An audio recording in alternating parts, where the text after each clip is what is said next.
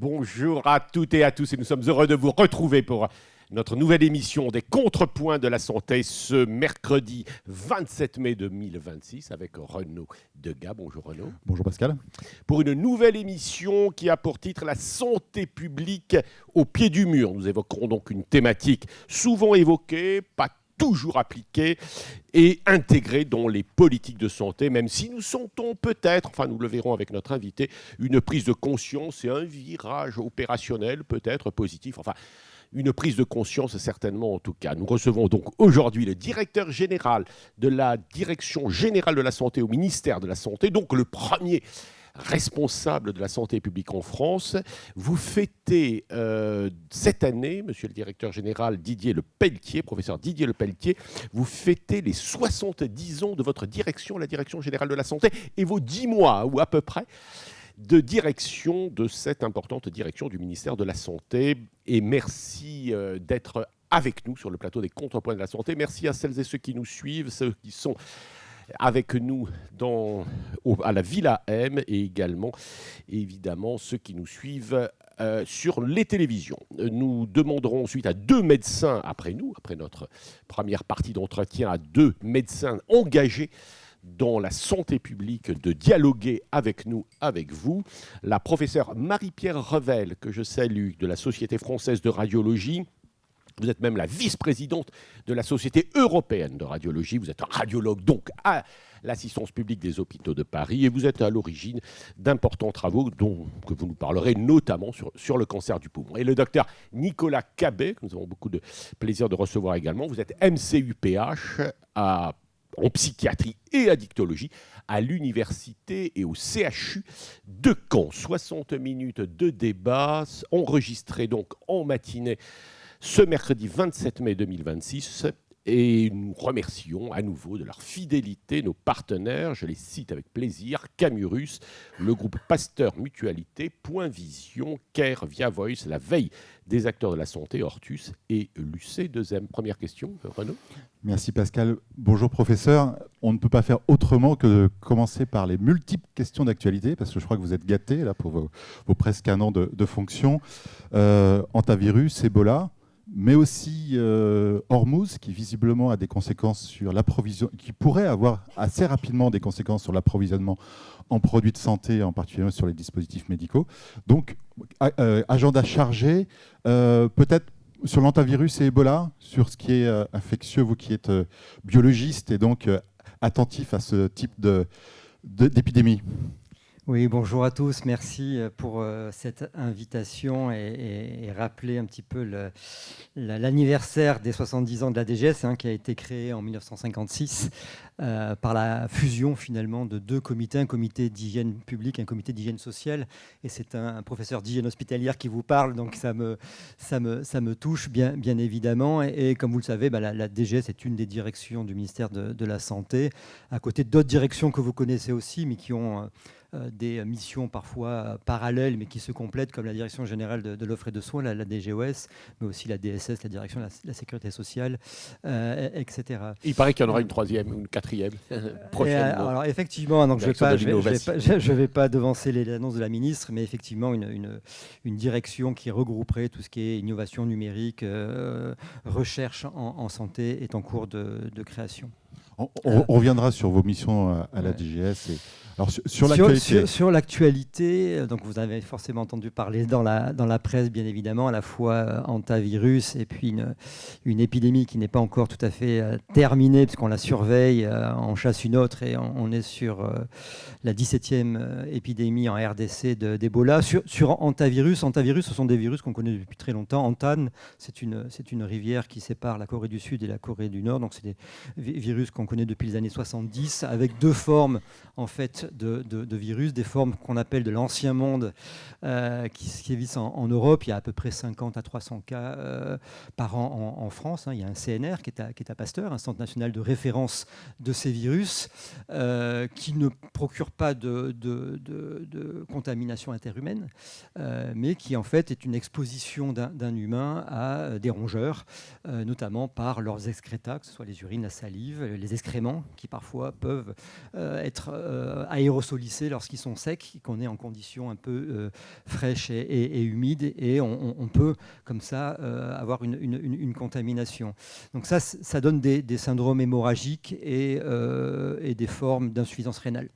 Ce qui nous concerne là, c'est quelque chose qui est moins connu chez nous. Ce sont des formes vraiment spécifiques sur des rongeurs, des rizières en Amérique du Sud. Donc c'est le hantavirus Andes, qui est la seule forme qui procure de la transmission interhumaine. Donc cette transmission interhumaine, elle est pas facile. C'est pas un virus respiratoire comme peut l'être un virus de la grippe ou le SARS-CoV-2 que vous connaissez bien, qui ont vraiment un tropisme pour les cellules respiratoires et qui provoquent des véritables infections respiratoires et qui se transmettent très vite. La vitesse de propagation de la grippe, c'est que vous contaminez. Alors, le R0, vous connaissez, le coefficient de reproductibilité, c'est entre 1,5 et 2,5 pour la grippe, c'est entre 3 et 4 pour le SARS-CoV-2, et ça se transmet assez rapidement dans un espace-temps générationnel entre 1 et 3 jours pour la grippe et 2 à 5 jours pour le Covid. Là, c'est beaucoup plus long, et c'est un virus qui a un tropisme pour l'endothélium vasculaire. Et en fait, ces formes d'Amérique du Sud donnent ce qu'on appelle des formes cardiopulmonaires, puisque une fois que le virus atteint les cellules endothéliales des vaisseaux, entraîne ce qu'on appelle une fuite capillaire. Et cette fuite capillaire, en fait, donne un œdème pulmonaire. Et à terme, peut donner aussi un choc cardiogénique, puisque la circulation sanguine est un petit peu vidée de cette partie plasma qui est dans les poumons. Donc c'est ce qu'on observe. Et cette transmission interhumaine qui est difficile. Il faut vraiment. Il y a quelques études scientifiques qui ont été publiées sur ce virus. Une publication de 2007 au Chili et une publication de 2020 de l'Argentine montrent que, par exemple, être dans la même chambre, avoir des relations sexuelles, avoir des baisers profonds est un facteur de risque de transmission. Par contre, si dans le même habitat vous dormez dans une chambre à côté, c'est un facteur protecteur. Donc on voit bien quand même que le bateau, ce fameux Andus, a été finalement un espace clos où les 147 passagers et hommes d'équipage finalement ont vécu ensemble et ont favorisé, par le rapprochement des cabines, l'absence de mesures peut-être d'hygiène et des repas communs ont favorisé la transmission. Et en fait, le premier cas est un homme de 69 ans, 70 ans, un Néerlandais, qui avec sa femme avait voyagé pendant quelques semaines en Amérique du Sud. Donc on ne sait pas, la contamination ne s'est pas faite originalement sur le bateau. Ils sont probablement rentrés en phase d'incubation. Et vous savez que l'incubation, c'est entre 1 semaine et 6 semaines. Vous avez peut-être lu 42 jours, ce sont les 6 semaines.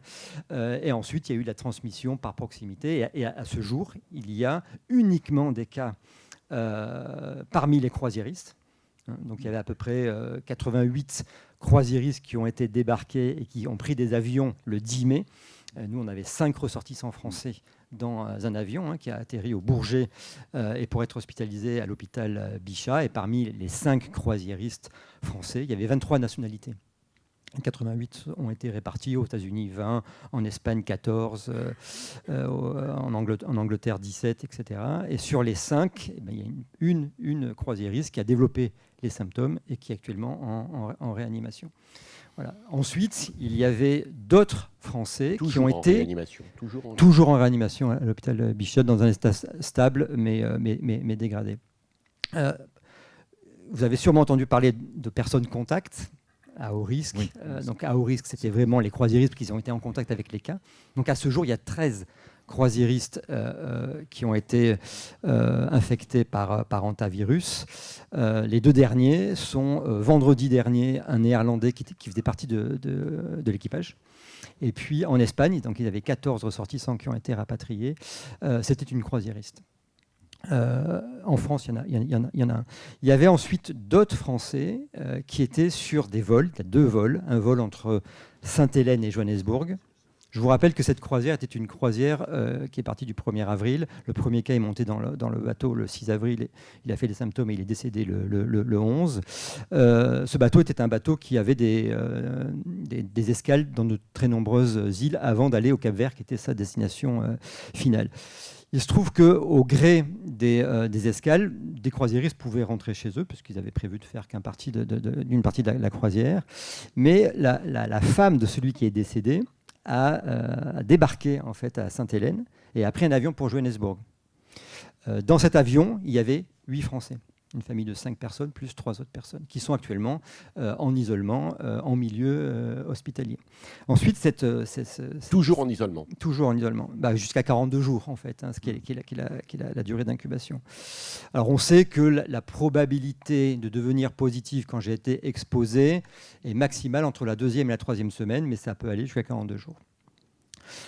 Cette personne-là, néerlandaise, la femme de celui qui est décédé, a tenté à Johannesburg, puisqu'elle était néerlandaise, de prendre un vol Johannesburg-Amsterdam pour être soignée. Elle était symptomatique, elle était sur un fauteuil roulant, donc c'était assez facile de la localiser sur sa place dans les 2 avions.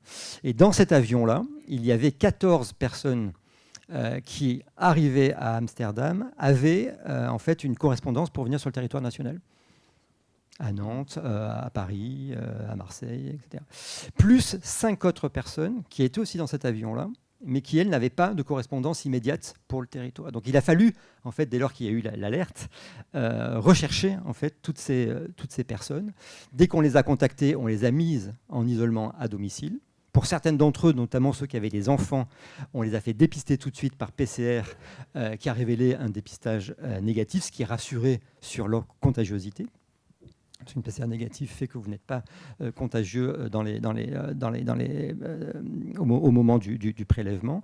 Et une fois que toutes ces personnes ont été contactées, c'était de les mettre dans des établissements, ce qu'on appelle des ESR, REB pour le risque biologique, avec des équipes d'infectiologie habituées à prendre en charge des patients à potentiel épidémique. Donc à ce jour, il y a 26 personnes sur le territoire, dont des étrangers, parce que parmi les passagers dans les 2 vols, il y avait des étrangers, mais qui travaillaient sur le territoire national, sont toujours en période de surveillance et d'isolement sur différentes régions. Il y a 8 régions qui sont concernées en fonction du lieu d'atterrissage ou du lieu d'habitation. À ce jour, on va dire, ces 25 contacts, la 26e, c'est celle qui est atteinte de la maladie, sont prélevés par des PCR et des sérologies pour détecter ce qu'on appelle la virémie, la présence du virus.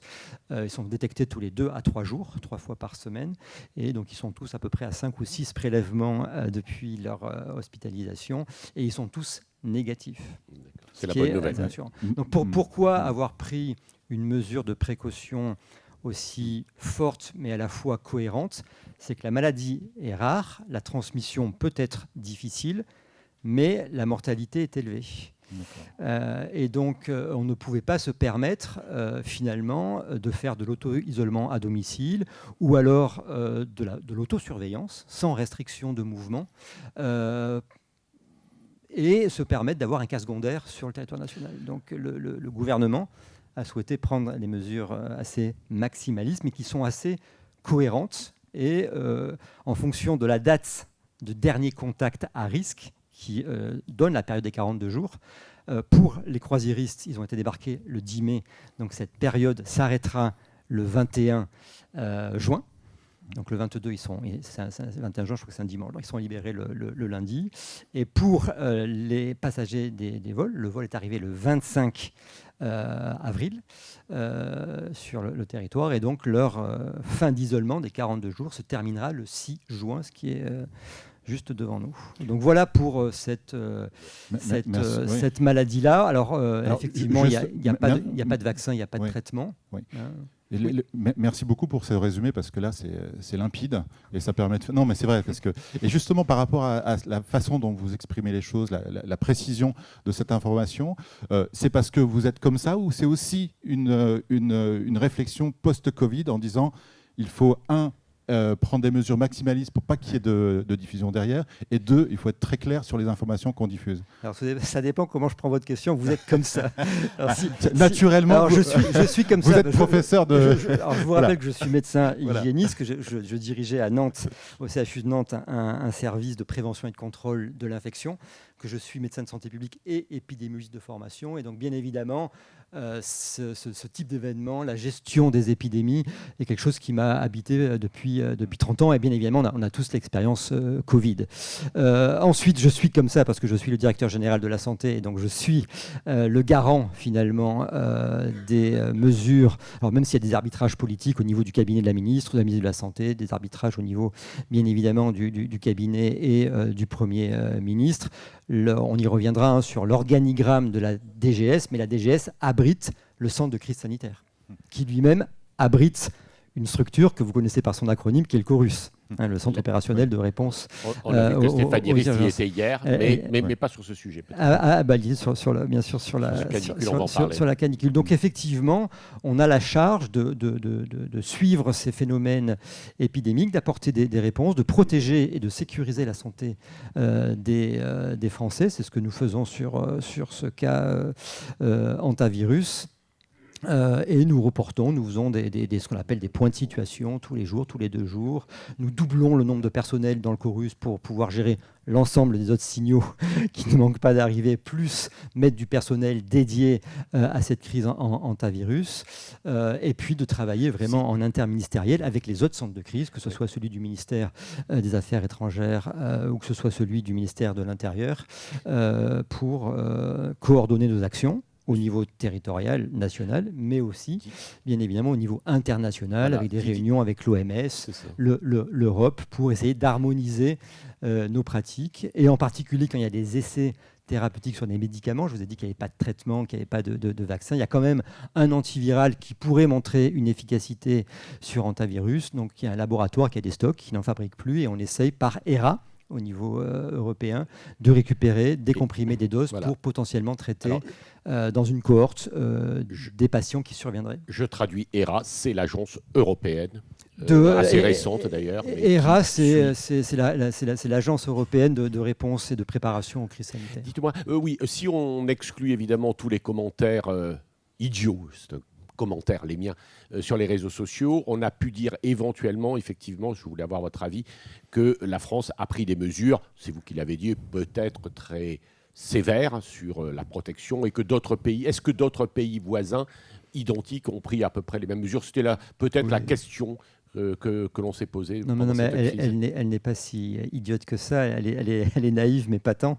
Non, bien évidemment qu'on fait des comparaisons, et le Bureau des Affaires étrangères et européennes du ministère de la Santé régulièrement fait des comparaisons. La ministre demande ces comparaisons pour pouvoir pédagogiquement expliquer ou justifier telle ou telle mesure prise en France. Au départ, les mesures ont été sévères. Par exemple, je vous ai dit que l'Espagne a rapatrié 14 ressortissants. Ils ont été tous hospitalisés pendant 1 semaine dans un hôpital militaire à Madrid et ont été dépistés. Et donc, ils ont eu un dépistage à l'entrée, ils ont eu un dépistage à 7 jours.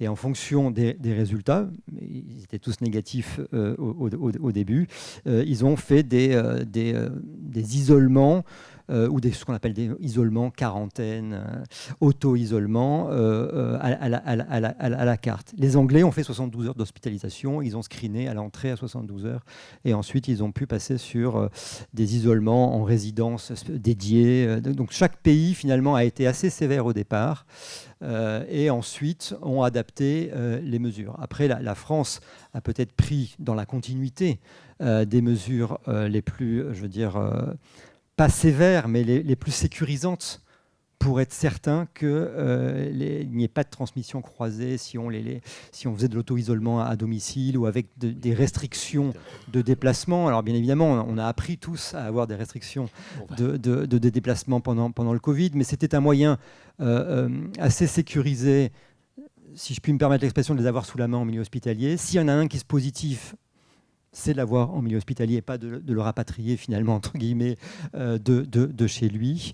Et deuxièmement, on était vraiment, et on est toujours encore, dans de l'incertitude ou de la non-connaissance scientifique, mais qui progresse au fur et à mesure qu'on avance dans les connaissances, que les scientifiques français, et la ministre s'est entourée de la NRS-MIE, de la COREB, Alors je m'excuse si j'utilise des acronymes, mais vous les traduirez pour ceux qui nous écoutent. La Société française d'hygiène hospitalière sur les mesures d'hygiène pendant l'hospitalisation. Également Santé publique France qui fait des analyses de risque sur le territoire. Et donc la ministre, avec la DGS, réunit très régulièrement. Et c'était compliqué avec les longs week-ends du mois de mai, mais on n'a pas tenu compte parce qu'on se réunissait le samedi, le dimanche, quasiment très, très régulièrement avec des experts. On a aussi utilisé les capacités de modélisation de l'Institut Pasteur pour regarder un petit peu les risques dans une démarche de prospective, quels sont les risques de diffusion. Et donc, et dans le même temps, ces scientifiques français ont aussi contacté leur homologue. Une cohorte antivirus s'est mise en œuvre pour regarder la positivité en fonction du temps, puis tester des antiviraux. Et donc, dans cette incertitude scientifique, une maladie qui est rare, mais dont tout cas secondaire aurait pu être reproché sur les mesures plus ou moins sévères qu'on en a pris, justifie, moi je trouve que cette politique est assez cohérente depuis le début. On a tellement de sujets qu'il va falloir que l'on... Alors justement, ce que vous avez expliqué sur l'antivirus, vous dites aussi, forcément vous surveillez Ebola. Oui. En quelques mots, comment vous surveillez, quel est le risque? Ebola, vous connaissez tous, c'est la 17e épidémie en RDC. Le réservoir, c'est une zoonose, donc le réservoir, ce sont les chauves-souris frugivores. Et en fait, c'est plus on déforeste, plus les chasseurs vont dans des espaces forestiers, plus ils tuent des gibiers, qui sont aussi des hôtes du virus, plus il y a de la contamination, mais qui reste très souvent localisée sur l'Afrique noire. Il y a eu, alors, la différence dans cette épidémie-là, c'est qu'elle est due pas à la souche Zaïre, pour laquelle on a un vaccin, et qui a donné une très large épidémie. Vous vous en rappelez, entre 2014 et 2016, 28 000 cas, 11 000 décès, entre 11 et 14 personnes infectés sur le territoire, mais nous on en a eu 2, mais c'était des rapatriements. Donc là on regarde vraiment les ONG, les humanitaires français. Il y en a 17 qui sont entre le Liturie, le Kivu du Nord, Kivu du Sud. Il y a à peu près 927 humanitaires dans les ONG qui travaillent, ce qui est très difficile parce que c'est une zone de guerre. Donc très, très difficile d'accès. Et donc la probabilité que l'on ait un cas sur le territoire qui arriverait à prendre l'avion à Kinshasa, alors que l'OMS met maintenant un focus sur le tarmac, sur de la prise de température par caméra infrathermique. Et donc le risque est jugé faible par l'OMS et par le CDC. Après, on a tout à fait un risque de rapatrier quelqu'un sur place, un professionnel de santé, un humanitaire, que l'on prendrait en charge. Et cette souche-là, ce n'est pas la souche Zaïre, c'est la souche Bundi Bugio, qui est difficile à prononcer, pour lequel on n'a pas de vaccin, on n'a pas de traitement non plus. Et là, les chiffres varient tous les jours. Il y a à peu près 900 cas. La difficulté à donner la définition d'un cas certain est difficile parce que tous les tests qui ont été utilisés au début, c'était des tests pour la souche Zaïre, mais qui en fait ne montraient pas la souche Bundi. Donc il fallait transférer les prélèvements à Kinshasa. Mais on voit bien qu'il y a une diffusion assez large. Il y a de la transmission interhumaine, notamment par les rites funéraires qui sont présents là-bas. Et le risque, c'est l'extension, j'allais dire, régionale. En Ouganda, il y a eu 2 cas, maintenant il y en a 5, peut-être qu'il y en a 7. Et ensuite, il y avait, je ne sais pas si vous l'avez vu dans la presse, mais il y avait une famille d'Italiens de 7 personnes qui sont rentrées, dont 2 étaient symptomatiques, qui ont été tout de suite mis en hôpital. Le test de hier est négatif. Ils avaient en fait une gastroentérite à Oui, nous avons bien sûr suivi et ça nous permet de rappeler voilà, donc, et de remercier donc, nos Ebola, c'est qu'on réactive le réseau des hôpitaux REB, capable finalement de prendre en charge des patients. On a un point focus sur Mayotte qui géographiquement pourrait arriver, mais on a calculé il faudrait entre 20 et 30 jours, parce qu'ils ne prennent pas l'avion bien évidemment, si ce sont des migrants. Alors il y a un camp de migrants à Tuzu, bien sûr sur Mayotte, où il y a déjà des ressortissants de RDC, mais qui sont arrivés depuis un petit moment. Là l'enjeu c'est de capter le flux finalement de migrants sur l'île, mais encore une fois la durée d'incubation c'est entre 2 et 21 jours. C'est une maladie qui est très bruyante. Si quelqu'un partait maintenant d'un foyer épidémique de RDC et souhaitait venir vraiment à Mayotte, probablement qu'il exprimerait sa maladie avant d'arriver, même s'il passe par plusieurs pays d'Afrique. Et encore faudrait-il qu'il ait des passeurs très habiles pour accélérer l'arrivée. Donc il y a vraiment un focus sur les capacités d'accueil à Mayotte, 4 lits, aussi la Réunion, la capacité d'évacuation si jamais on avait un cas. Donc tous ces plans-là sont en cours d'instruction pour être sûr qu'on a le capacitaire si jamais il y avait un cas. Le risque d'importation est faible, comme sur le territoire national. Par contre, s'il y avait un cas à Mayotte, bien évidemment, le risque de diffusion, lui, serait bien plus important que sur le territoire métropolitain. Voilà, nous avons la confirmation que le directeur général de la santé est un professeur de médecine très précis. Et qui maîtrise le sujet. Mais on a tellement de sujets, Didier Lepelletier, qu'on voudrait aller un petit peu plus. La canicule. Blague mise à part, en fait, c'est des mises au point qui sont très claires et on est content de vous entendre là-dessus. Voilà. Et surtout, celles et ceux qui nous écoutent et nous regardent vont être intéressés par vos précisions. La canicule. Alors, la canicule, je disais que Mme Rist est allée hier matin ou lundi au Chorus, etc. Bon, il y a quand même là aussi une répétition de ces épisodes de plus en plus fréquents et qui fragilisent évidemment les populations les plus faibles, les nourrissons, les personnes âgées, etc. Qu'est-ce qu'on peut en dire aujourd'hui? Mais rapidement, peut-être, monsieur le directeur général. Sans jeu de mots, ce sont des vagues qui reviennent. Bien évidemment, le changement climatique fait qu'on aura des périodes dites de canicule. Nous, on se base sur les bulletins de Météo France qui nous adressent tous les après-midi à 14h le bulletin, et avec les prévisions à 48 heures, mais qui peuvent changer. Par exemple, on a su avant-hier qu'il y aurait 8 départements, notamment sur l'ouest de la France, qui seraient concernés par une vigilance orange. Et puis on est passé à 13 hier, et donc on attend les prévisions. Ensuite, tous les jours à 17h, en interministériel, la DGS communique avec ses homologues sur le travail, l'éducation, simplement pour faire les bons messages aux bonnes personnes.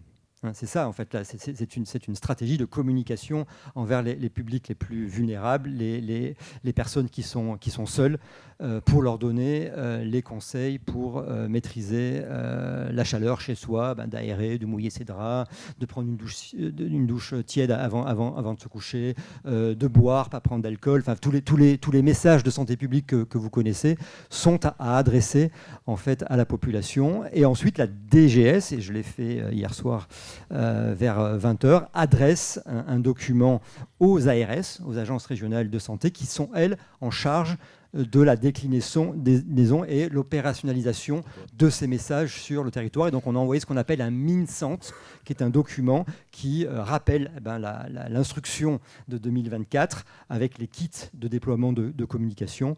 Voilà. Et donc c'est un petit peu précoce, parce que je crois qu'on a les températures les plus élevées pour un mois de mai. L'année dernière, rappelez-vous, il y avait une première période de canicule en juin et une deuxième début août.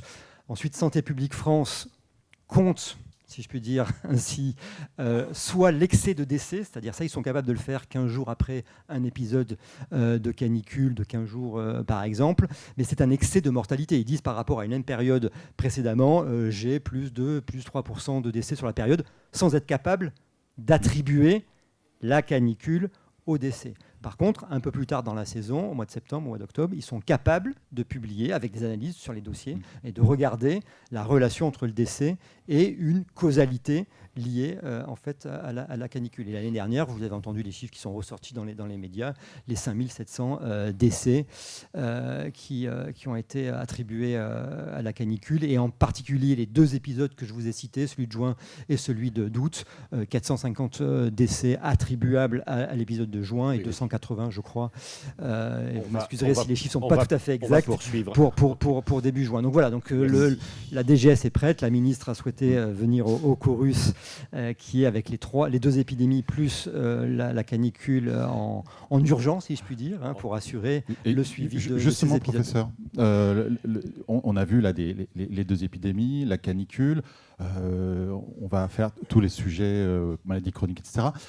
Qu'est-ce que ça implique sur l'organisation de la DGS? Je sais que vous avez travaillé sur votre plan et sur à la fois l'organisation et vos priorités. Qu'est-ce que tout cet environnement, cette évolution à la fois du climat, des épidémies, etc., mais aussi, on pourrait aussi ajouter le contexte de guerre avec les pénuries qui peuvent arriver sur un certain nombre de produits, qu'est-ce que ça comment ça impacte chez vous en termes de priorité et d'organisation? Et excusez-moi, on va vous demander des réponses un peu plus courtes, parce qu'on a plein de sujets. L'impact, en fait, on ne gère bien que ce qu'on a préparé. Et on ne prépare bien que ce qu'on a anticipé. Et donc en fait, au sein de la Direction générale de la santé, il y a 3 directions, j'allais dire, métiers sur la santé des populations, sur les politiques des médicaments, des DM ou des produits liés au sang, une politique sur l'environnement, puis après une sous-direction plus transversale avec les affaires internationales en particulier. Et en particulier, il y a un centre de crise sanitaire qui a été créé à l'issue du rétex Covid. Donc la DGS possédait déjà une sous-direction qui s'appelait la VSS. Pour les plus anciens, c'était la veille à la sécurité sanitaire. Et cette sous-direction, en fait, a été à l'origine de la création, en mars 2024, d'un centre de crise sanitaire. Ce centre de crise sanitaire, il est divisé en 3 pôles. Il y a évidemment le Chorus qui gère les alertes et qui donne la réponse sur le terrain. Et il y a un pôle qu'on appelle un pôle de préparation et d'anticipation avec 4 unités différentes qui, en permanence, travaillent de manière stratégique sur les températures extrêmes, sur les arboviroses. Vous faites des scénarios, Sarah, des perspectives de ce type-là ? Alors, le 4e bureau de cette sous-direction du centre de crise, en particulier en 2025, a réalisé 19 exercices. On projette, je crois, 26 en 2026, où participent à des exercices qui sont organisés par le ministère des Armées, comme vous en avez sûrement entendu parler, l'exercice Orion 26, grandeur nature. C'est un État belligérant un peu à l'est de l'Europe qui attaquerait un autre État qui, lui, serait candidat à l'entrée à l'OTAN et à l'Union européenne. Et qu'est-ce qu'on fait s'il y a des flux de blessés qui arrivaient dans nos établissements? Donc c'est toute l'organisation, l'anticipation finalement de ces transferts de blessés, de leur prise en charge et comment on continue d'assurer, un peu dans le Covid, d'assurer finalement, sans faire de plan blanc, d'assurer la santé de nos concitoyens, tout en ayant un afflux de blessés à prendre en charge. Donc voilà, en fait, ces événements-là, le monde est brutal, il y a des guerres, il faut se préparer.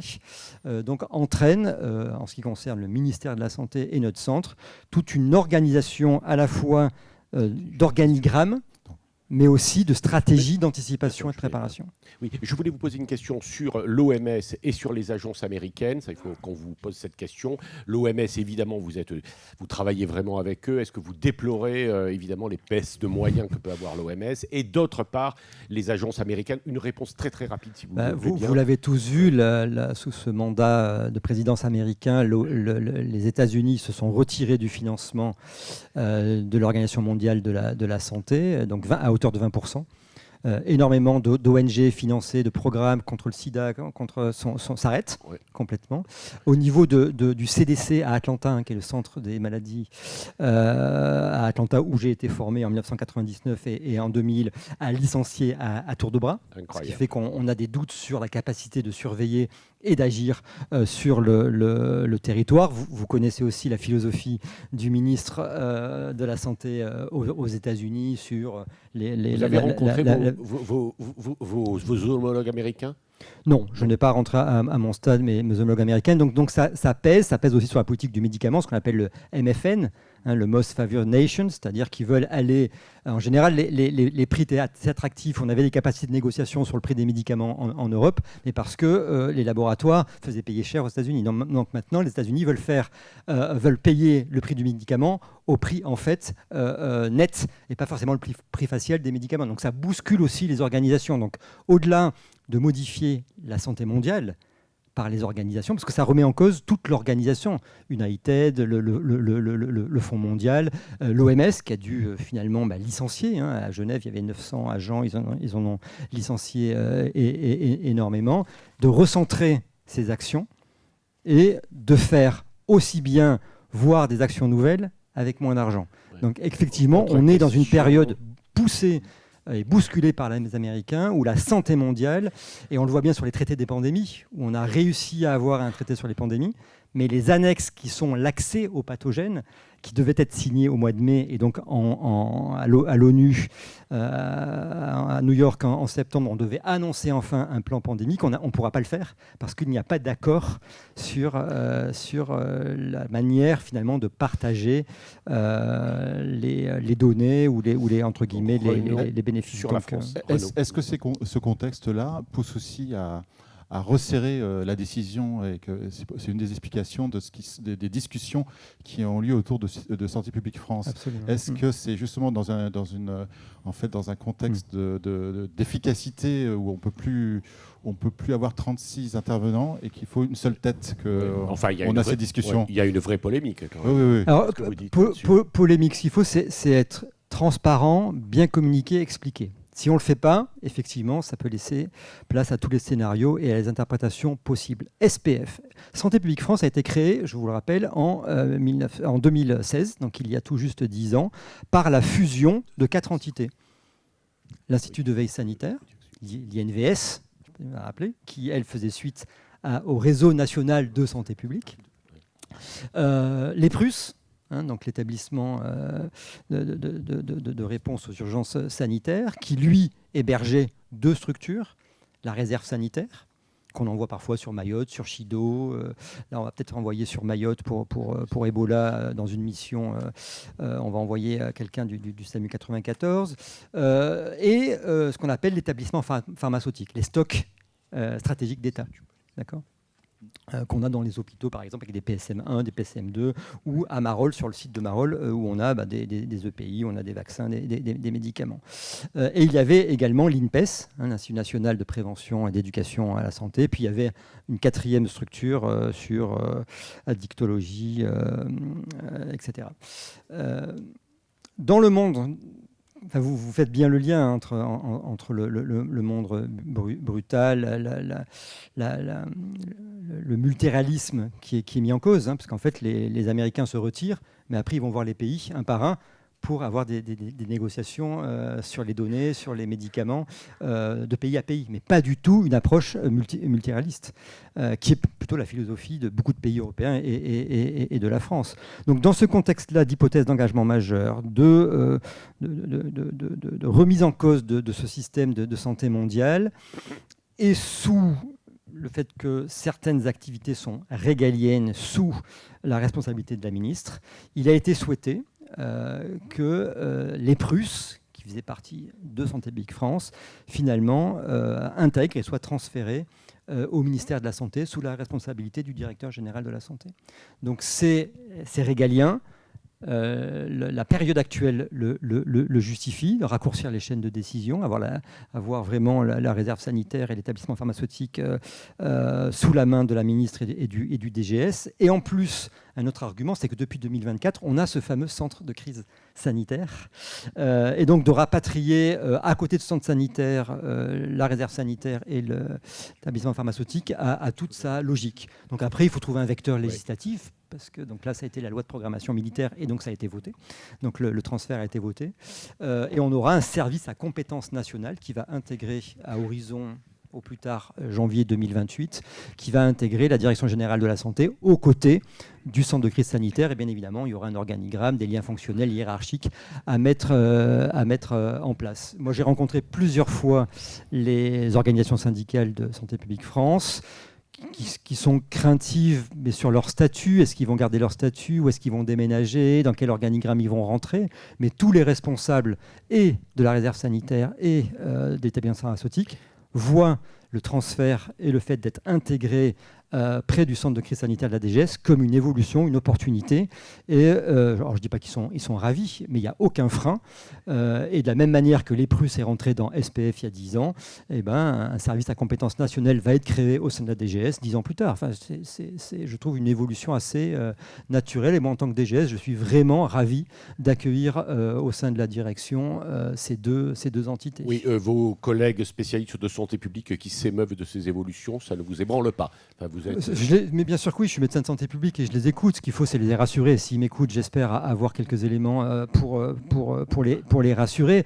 Ensuite, le Santé publique France, son cœur de métier, c'est vraiment la veille sanitaire, l'alerte, la veille épidémiologique et la veille épidémiologique pour l'aide à la décision publique. C'est-à-dire que moi, tous les mercredis matins à 9h, je ne le fais pas ce matin pour être avec vous, je préside la réunion de sécurité sanitaire avec l'ensemble des directions de notre ministère, plus toutes les agences sanitaires, dont, bien évidemment, Santé publique France, qui nous alimente. Quand on fait le point hantavirus, quand on fait le point Ebola, toutes les données épidémiologiques sont présentées à cette réunion par SPF. C'est leur cœur de métier. Et donc, une des raisons de cette réforme, c'est de recentrer SPF sur son cœur de métier pour être plus performant, utiliser l'IA, avoir la surveillance et des indicateurs de tableau de bord en temps réel pour nous aider sur demain Ebola, demain hantavirus. Professeur Marie-Pierre Revel, de vous interroger sur des sujets importants, notamment ceux du dépistage en particulier, et également des addictions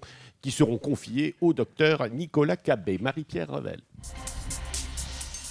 Monsieur le directeur général, comme vous le savez, nous avons lancé le 11 mai dernier le programme Impulsion, implémentation du dépistage du cancer pulmonaire en population, dont l'objectif n'est pas de redémontrer un bénéfice médical, on a une évidence scientifique forte, mais de vérifier et de poser les bases d'un futur dépistage organisé. Alors j'aurais 2 questions. La première, c'est comment voyez-vous l'extension de ce dépistage, non pas aux 5 premières régions pilotes, parce que vous savez, avec la Société française de radiologie, nous avons formé un peu plus de 1370 radiologues à cet exercice particulier qui est le dépistage, comment se servir de l'IA. Et il y a 168 centres radiologiques qu'on a labellisés sur le territoire pour couvrir largement. On a 20 000 participants à faire entrer le plus rapidement possible dans ce programme. Donc, question numéro 1, quand est-ce qu'on a le go pour l'extension au-delà des 5 premières régions? Je crois qu'il y avait une question de FIR, etc. Et ma deuxième question, c'est... mais je vous laisse peut-être répondre à la première. En tout cas, merci, parce que je sais que ce projet Impulsion, d'ailleurs qui rentre dans le cadre du dépistage et de la prise en charge de cancers de mauvais pronostic. Donc, ce projet sur appel à candidature de l'INCa est majeur dans la stratégie décennale de l'INCa, et en particulier dans la deuxième partie, c'est deux feuilles de route de 5 ans, à partir de 2025 jusqu'à 2030.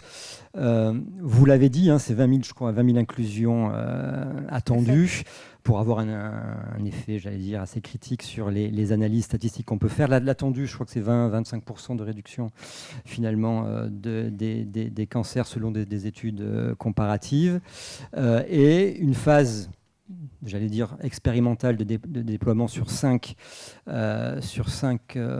régions ARS, avec un objectif, bien évidemment, de l'étendre sur l'ensemble du territoire. Mais comme toute expérimentation, il faut avoir une étude pilote, il faut avoir un financement. Donc vous avez dit FIR, j'imagine que ça vous dit quelque chose. C'est trois lettres, mais c'est le fonds d'investissement régional. Chaque ARS a environ, selon la taille du terrain, mais c'est peut-être 500 milliards de budget. Et donc là, initialement, il me semble, en ayant révisé mes notes avant de venir, parce que je savais que vous alliez m'interroger là-dessus, c'était 700 000 euros répartis sur les 5, donc entre 100, 120, etc. Mais il y a eu un abondement d'un million 6. Donc, c'est un projet ambitieux avec des... Je ne sais pas si vous allez me dire si ce sont des contraintes d'inclusion des patients, parce qu'il faut des patients entre 50 et 74 ans, il faut que ce soit des fumeurs, il faut fumer au moins 20 paquets à année. Peut-être qu'il y a une vitesse d'inclusion à atteindre. Il y a peut-être aussi à convaincre tous les professionnels de santé qui peuvent inclure ces patients dans les protocoles, les médecins généralistes, les pneumologues, les radiologues, les tabacologues.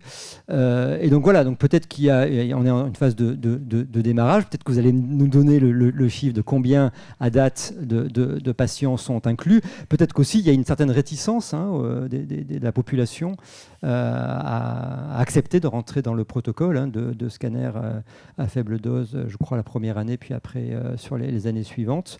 La peur de détection d'un cancer, le rapport au fait que je fume beaucoup, la peur finalement d'être diagnostiqué et de la suite.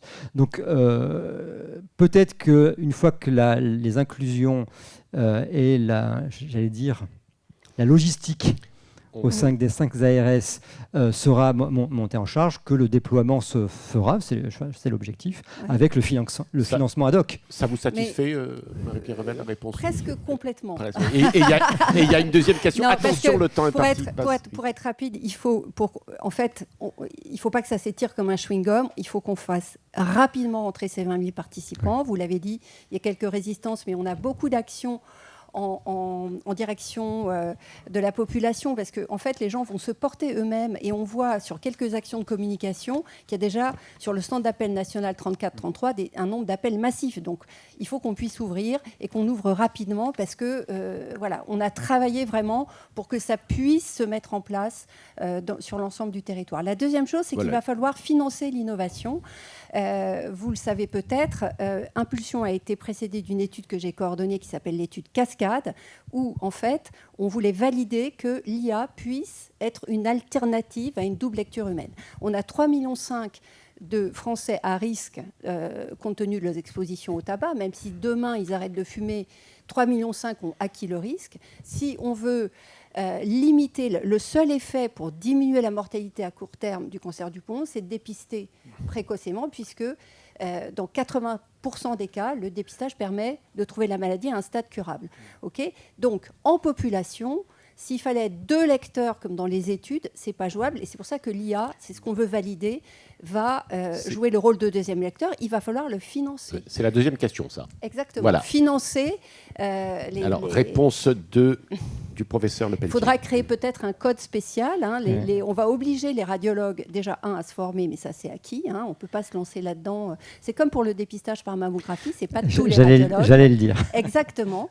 Mais on va les obliger, ce qui n'a pas été le cas pour la mammo, à travailler avec de l'IA. Ça veut dire qu'ils vont devoir, ça a un coût, donc peut-être le compenser, il va falloir y penser. C'est un coût et c'est long. Si je prends la double lecture pour le cancer du sein, j'en ai beaucoup parlé avec Norbert Ifra, le président de l'INCa sortant. C'est la construction en fait, de l'algorithme, de la lecture, le déploiement par la direction du numérique en santé du ministère de la Santé. C'est vrai que cette phase-là qui permettrait d'accélérer et même de renforcer l'acceptabilité. Là, je dois dire qu'on est beaucoup plus en avance que la mammographie, parce qu'on a déjà des systèmes qu'on utilise au quotidien. Moi, à Cochin, j'ai au moins 3 solutions d'IA qui tournent en routine. On est familiarisé à ça. C'est beaucoup plus performant pour le scanner du poumon que pour la mammographie, juste pour des histoires de contraste, on ne va pas rentrer là-dedans. Donc on va dire que c'est mûr. Et justement, nous les radiologues, au lieu d'être passifs avec l'IA, on a maintenant acquis des bases de données, notamment avec mon étude Cascade, qui vont permettre de tester vraiment et de comparer, de benchmarker différentes solutions, qu'on ne soit pas dans des situations monopolistiques, qu'on puisse faire émerger aussi des solutions françaises. Il faut qu'on soutienne notre IA française. Donc tout ça, c'est prévu. Et autre chose aussi... ça, c'est la troisième question. Il faut que je sois brève. C'est un métier d'interroger des profs engagés. Vous remarquerez. Est-ce que j'ai droit encore à une ou 2 questions? Non, une seule. Parce bon. que vous voulez dire que j'ai eu un ton professoral et que j'ai fait de la lecture plus que de répondre rapidement. Beaucoup d'intérêt. Simplement, le temps passe, c'est la règle. Alors, ça va faire peut-être la transition avec mon collègue. Moi, je pourrais me complaire dans mon dépistage, mon scanner, c'est merveilleux. J'espère bien que ça va être une phase transitoire, qu'on va construire collectivement une génération sans tabac, qu'il faut que ce programme Impulsion, et c'est vraiment un de nos objectifs, s'accompagne d'une aide au sevrage tabagique. Il ne s'agit pas de stigmatiser les fumeurs ou de les culpabiliser. Ce sont des victimes de l'industrie du tabac et qu'il faut qu'on soutienne. Et franchement, on y arrivera seulement si on a ça. Et pour la suite, il faut lire ça. Voilà. Alors, pour vous, puisque les cascades, ça vous parlait pas, là vous allez mieux, voilà. Donc voilà, mon objectif de radiologue, c'est pas que toute la vie, on se complaise à lire des scanners de cancer du poumon, mais qu'il faut en finir avec cette maladie. Il faut la reléguer à ce qu'elle était avant l'ère de la cigarette industrielle.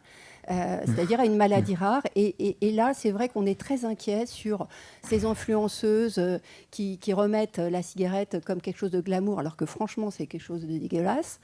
Et voilà, peut-être rendre un peu plus visible sur nos écrans de télé des messages qui vise justement à expliquer le risque, parce que franchement, je pense, et c'est le but de ça, alors je ne touche pas dessous, hein, c'est tout va à la Ligue contre le cancer. Deux courtes réponses sur IA et déploiement. Bien évidemment, l'enjeu, c'est une fois que la phase d'évaluation et de déploiement dans 5 régions, le financement, l'obtention des 20 000 inclusions, si votre solution IA est prête, et qu'on ait le financement, ça facilitera en fait le déploiement sur l'ensemble du territoire. Et le deuxième point, c'est le lien entre impulsion et l'arrêt ou l'accompagnement, ça fait le lien avec mon prochain intervieweur sur le tabac.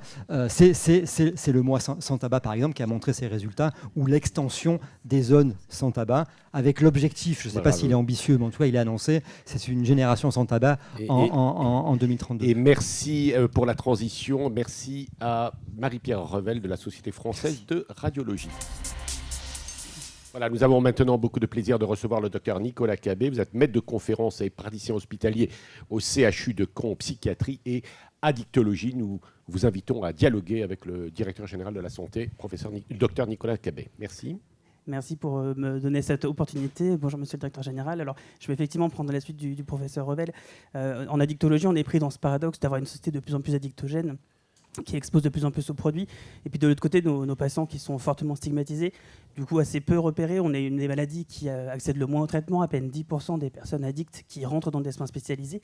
Et avec en plus une particularité qui est assez peu connue et qui n'est pas assez évoquée, ce sont les troubles cognitifs et les atteintes cérébrales qui s'associent à ces différentes addictions. Le tabac, l'alcool est très, très fortement concerné. Donc, ma question, c'est dans ce contexte, comment est-ce que la DGS peut nous accompagner à mieux structurer le repérage précoce, favoriser un accès simple à nos structures qui sont déjà, pour certaines, saturées, en tenant compte aussi, plus fortement peut-être, des atteintes cognitives et cérébrales, peut-être réfléchir à des parcours. Je sais que c'est difficile dans beaucoup de régions d'arriver à structurer cette offre liée aux troubles cognitifs, liée aux addictions. Alors, vous portez une spécialité, effectivement, qui est lourde, hein. Si je prends uniquement l'alcool et le tabac, alors je regarde mes notes, parce que je n'arrive jamais à retenir ces chiffres, mais ils sont très marquants, hein. C'est 75 000 décès par an liés au tabac, 41 000 liés à l'alcool, hein, et je passe au silence tout ce qui est lié aux drogues illicites. Et ces deux pathologies-là pèsent. On n'a pas eu le temps de parler sur l'émission de la DGS et sur la non-soutenabilité de notre système de santé, qui est un système assurantiel. Et finalement, on est devant un mur démographique. Les générations antérieures consultaient 2-3 fois par an le médecin. Maintenant, c'est 6-7 fois le médecin. 6-7 millions de Français n'ont pas de médecin généraliste. Et donc, dépister, vacciner devient compliqué. Mais sur le poids financier, le tabac, c'est 156 milliards de dépenses par an. Et l'alcool, c'est 102 milliards de dépenses par an liées aux conséquences de ces deux addictions. Alors ensuite, si on veut, pour répondre à votre question, la DGS travaille sur ce qu'on appelle les compétences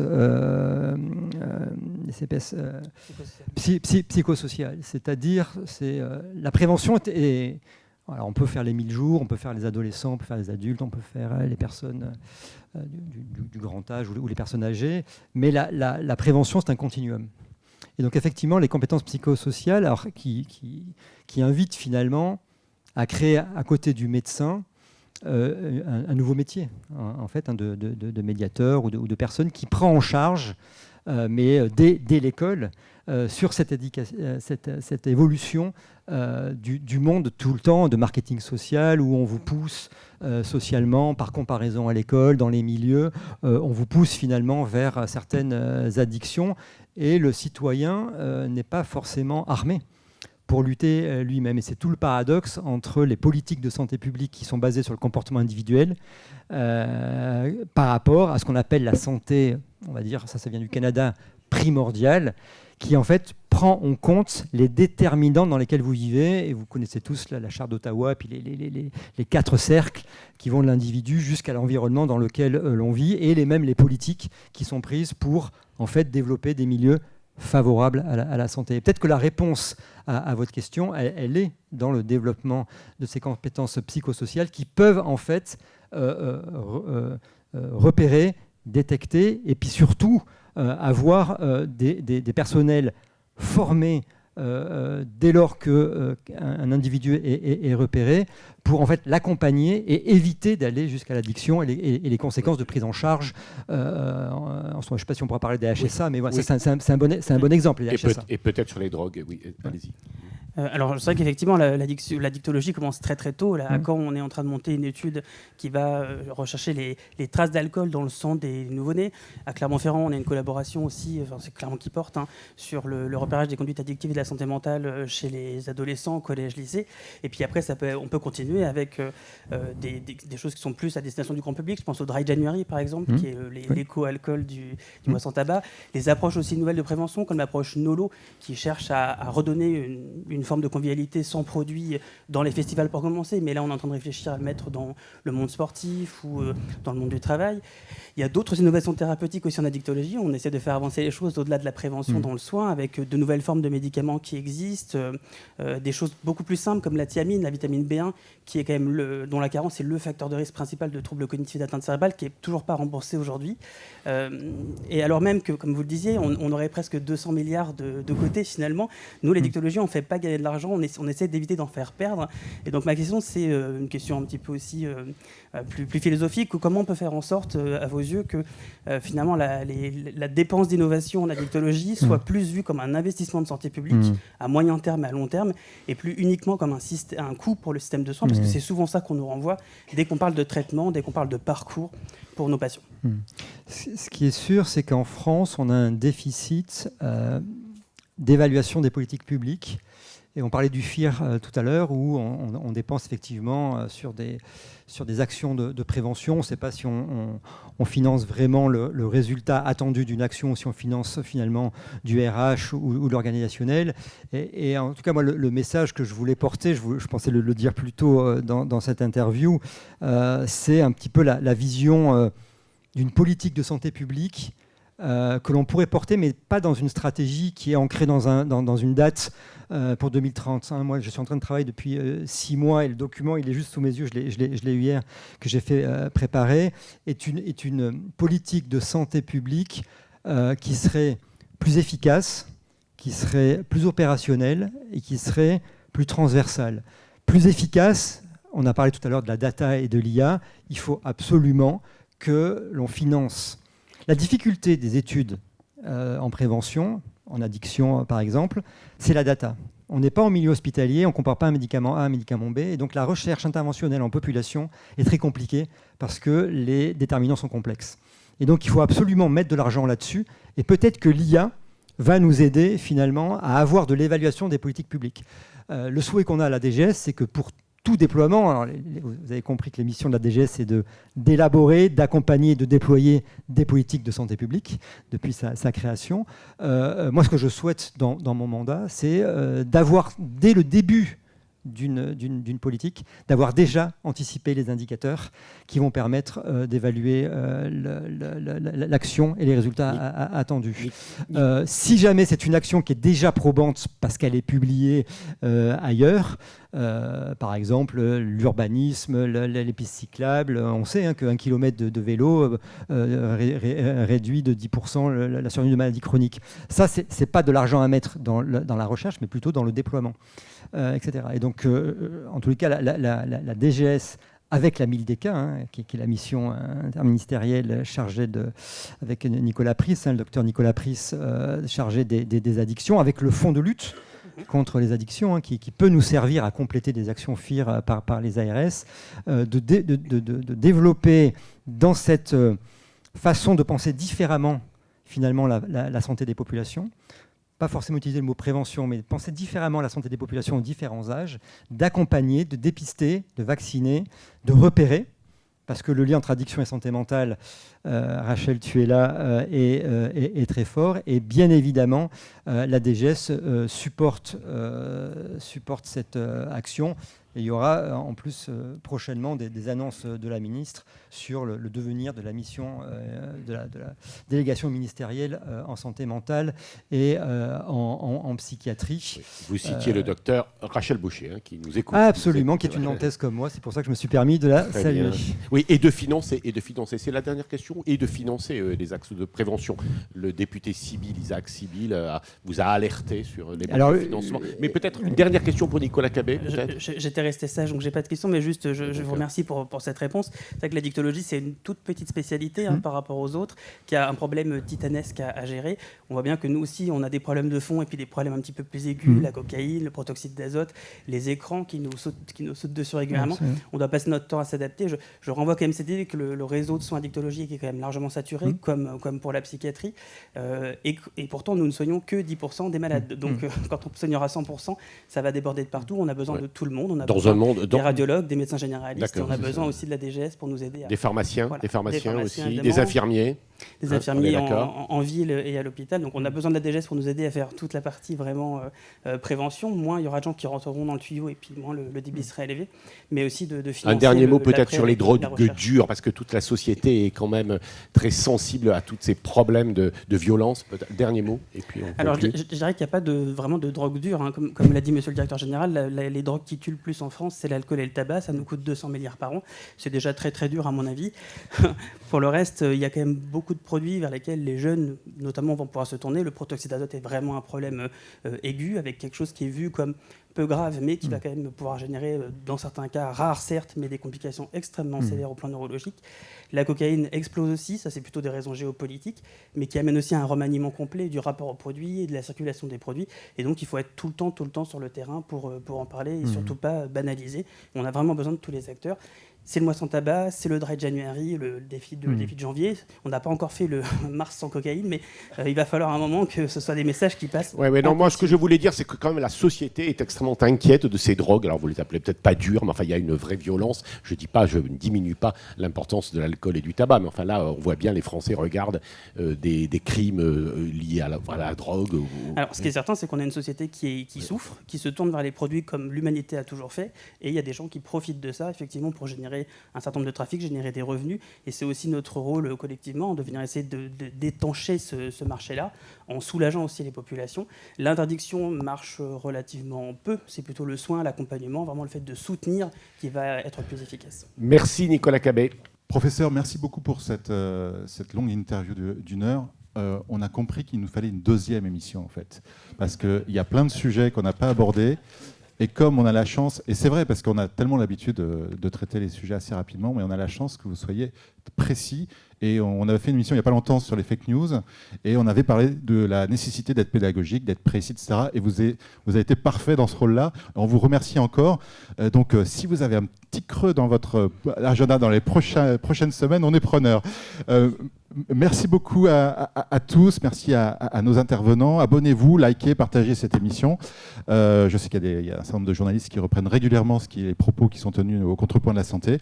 Merci à nos partenaires, Camurus, Groupe Pasteur Mutualité, Point Vision, Care, Via Voice, L'Aveuil Acteur de Santé, Ortus, UC2M, et bien sûr merci à toute l'équipe, Françoise Millet à l'organisation, Nathalie Rattel à la diffusion et au compte Les Contrepoints, Emmanuel T et Corentin Chouanet au cadrage, son et montage.